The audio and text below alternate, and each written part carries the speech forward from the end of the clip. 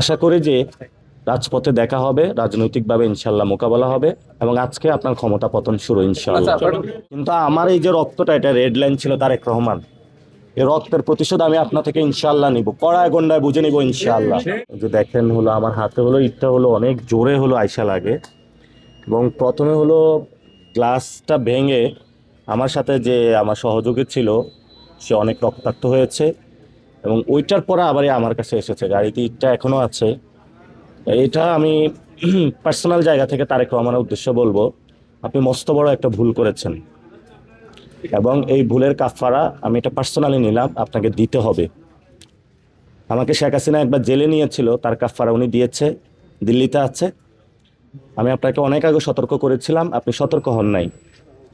এটা আমি পার্সোনালি নিলাম, আপনি এটার কাফারা দিতে হবে এবং আমাদের জীবন নিরাপদ না যে আপনার শাসন আমলে, এটা আজকে বাস্তবায়ন হলো। যদি মাথায় ইটটা হাতে না লেগে মাথায় লাগতো তাহলে এতক্ষণ আমি জীবিত থাকতাম না।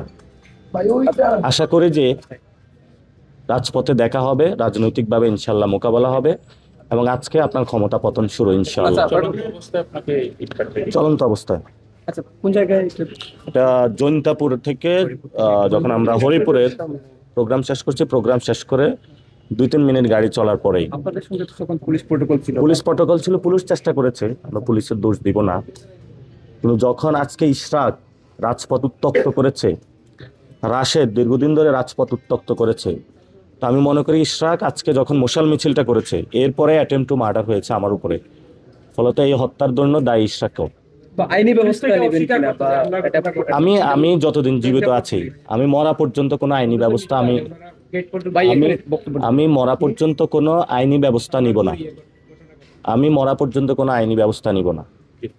ঠিক আছে।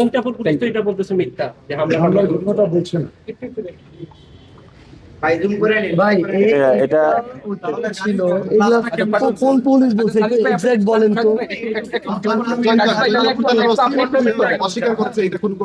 আচ্ছা, না না, হয়তো তার সামনে এটা হয় না। আমরা তো বললাম প্রোগ্রাম খুব ভালোভাবেই শেষ হয়েছে এবং আজকের 3টা প্রোগ্রামেই প্রশাসন তাদের জায়গা থেকে আমরা দেখেছি সর্বোচ্চ চেষ্টাও করেছে।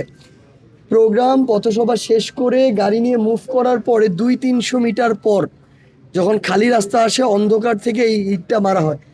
যে কোনো অ্যাঙ্গেল থেকে ইটটা এমনভাবে মানে তীক্ষ্ণ তির্যকভাবে আসে ট্রায়াঙ্গুলার হয়ে, যে কোনো জায়গা থেকে একটা মানুষের মাথায় যদি ওইটুকু স্পিডে এসে লাগে তার মানে একটা মানে হতাহত হয়ে যাবে। আপনারা দেখলে বুঝবেন, পুরো গ্লাস ভেঙে পড়ে আছে। আর পুলিশ একটা কথা বললে হয়েছে, আমি জানি না আসলে। আমাদের এই পর্যন্ত সিলেটে 5টা গাড়ি ভাঙা হচ্ছে, একজনের চোখ নাই। কিন্তু আমার এই যে রক্তটা, এটা রেড লাইন ছিল তারেক রহমান। এই রক্তের প্রতিশোধ আমি আপনার থেকে ইনশাল্লাহ নিব, কড়ায় গন্ডায় বুঝে নিব ইনশাল্লাহ।